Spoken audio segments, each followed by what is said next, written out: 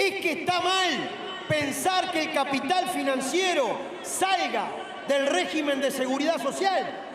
Desde nuestra perspectiva, entendemos que hay sectores que se molesten con esta idea. Los banqueros, los bancos, la alta gerencia de la SAFAP, no le pedimos que concuerden con la opinión del movimiento obrero. ¿De qué se trata la FAP? Es un embudo de succión de recursos que salen de la transpiración de la clase trabajadora porque abrevan dinero del trabajo, porque han ido acumulando 22.000 millones de dólares y porque en el año 2023 se les remitió 1.468 millones de dólares al capital financiero que siempre debió haber sido gestionado por la Seguridad Social. Que un obrero agotado ya de su labor en el metal, en la construcción, en la industria frigorífica, en el medio rural, pierde el trabajo a los 52 y 53 años y tenga que esperar muerto de hambre hasta los 65. No está bueno jubilarse a los 60 años, cuando además tú pasás peripecias complicadas en el mundo del trabajo. Debería ser un derecho humano fundamental y la regla que no impide, por cierto, que si alguien está bien y puede seguir trabajando, así lo haga. Que la partida básica jubilatoria de la persona, sea jubilación o pensión o la suma de las mismas, esté en el salario mínimo nacional. Es que la sociedad uruguaya es tan poco exigente consigo misma que no puede levantar este objetivo. Es que transamos con que la gente pase toda una vida laboral para después tener una pensión y jubilación por abajo de la línea de pobreza. Defendemos que ningún oriental esté por debajo de la línea de pobreza y menos después de haber dado su vida en el mundo del trabajo. Formas de ahorro para el trabajador individual hay múltiples en nuestro país. Quien tenga capacidad de ahorro y además de sus derechos básicos quiera ahorrar para un futuro, lo puede hacer perfectamente.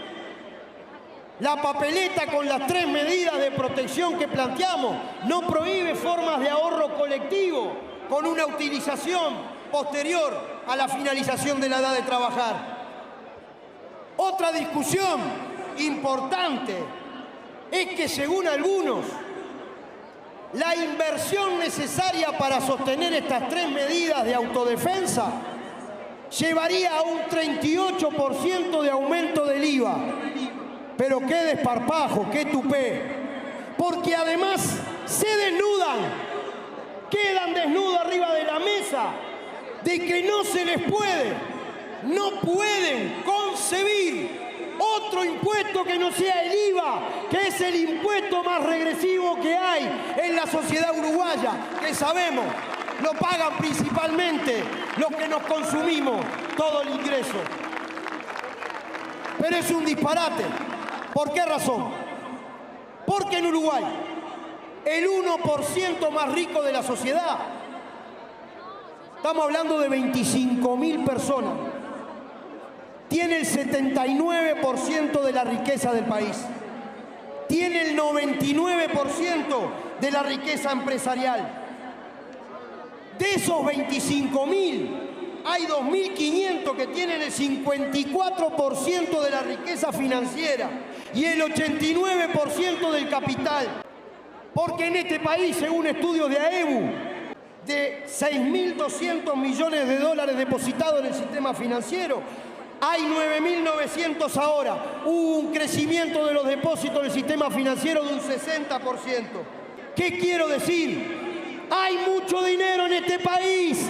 No piensen en el IVA. Si hay que pensar, hay que gravar más a la cúspide de la sociedad, a la gran riqueza, al gran capital, para que el desposeído pueda vivir un poco mejor. Hay una disputa entre los derechos humanos a la seguridad social versus los privilegios quienes nos quieren llevar a una presunta disputa entre el caos que haría nuestra propuesta versus el orden que plantean ellos, deben saber que ya, ahora, ese 1% más rico que yo hablé, 25.000 personas, tiene exonerado de impuesto al patrimonio 880 millones de dólares anuales. Se exoneran de IRAE, el impuesto al capital, 1.150 millones de dólares. Y el IRPF del capital tiene 110 millones de dólares anuales de exoneración. ¿Qué significa eso? Le regalamos al gran capital por encima de 2.000 millones de dólares anuales. ¿Me querés decir que no es posible pagar una jubilación igual al salario mínimo? Por favor, vaya si se puede cambiar esta situación. Del mismo modo que a pesar de la recomendación de la OIT de que por lo menos la seguridad social se pague a partes iguales, el trabajador aporta un 15% para la seguridad social y el empleador un 7,5%. Pongamos que no tocamos eso para la pequeña y mediana empresa, pero si habrá de dónde sacar para sostener que la seguridad social, esto es la vida de la gente, y rumbo a una transformación integral de la seguridad social humanamente sustentable, económicamente sustentable, esté parada en los derechos. Parten de supuestos equivocados. Plantean un Producto Bruto Interno sin crecimiento en sus proyecciones a 40 o 60 años. Parten de la base de un Estado que no se inserta de manera creativa en las distintas cadenas productivas. Parten de la foto de lo que hay ahora y la eternizan. Es decir, parten de la base que no hay cambio alguno en la matriz productiva, el patrón de acumulación y distribución de la riqueza y el perfil tributario del país. No partimos de esas bases, creemos en las energías de nuestro pueblo para cambiar las cosas. Y sostenemos que con eficacia fiscal, tratando de ser más rigurosos y eficientes con las 1000 formas de evasión que hay hoy, no se implementa el SITRAC, el Sistema de Control del Transporte Carretero, en el cual el Banco Interamericano de Desarrollo dice que millones de dólares de evasión en ese sistema. Eficacia fiscal, justicia contributiva y, ¿por qué no pensar en una reforma tributaria de segunda generación que grave la renta diferencial y extraordinaria de la tierra? Que impulse formas de fiscalidad robótica. Si se sustituyen trabajadoras y trabajadores en los supermercados por cajas automáticas o hay procesos de automatización, ¿por qué no explorar fiscalidad robótica para alimentar la seguridad social? ¿Por qué no quedarse con una parte de las remesas de las transnacionales al exterior? Que no quedan nada. Hay muchas formas de hacer efectivamente sostenible la propuesta de que la seguridad social sea un derecho humano fundamental, pero que van en línea con el conjunto del programa, con el cambio del modelo de acumulación, con la diversificación de la matriz productiva, la democracia más profunda y la distribución de la riqueza. Porque al final nosotros nos preguntamos,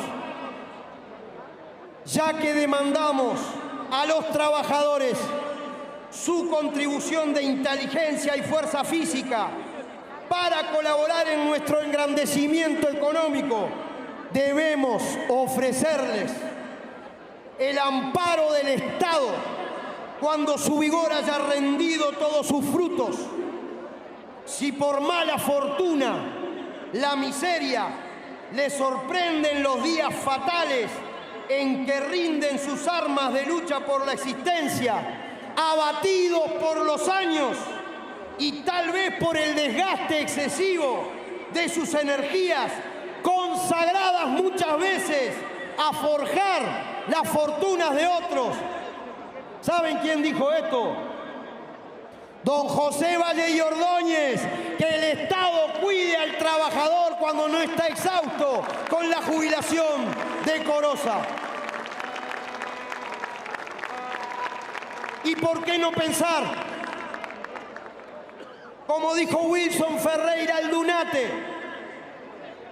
si no somos capaces de asegurarles una vida digna y decorosa a 3 millones de orientales, lo digo antes y lo repito hoy, decía Wilson, somos unos criminales.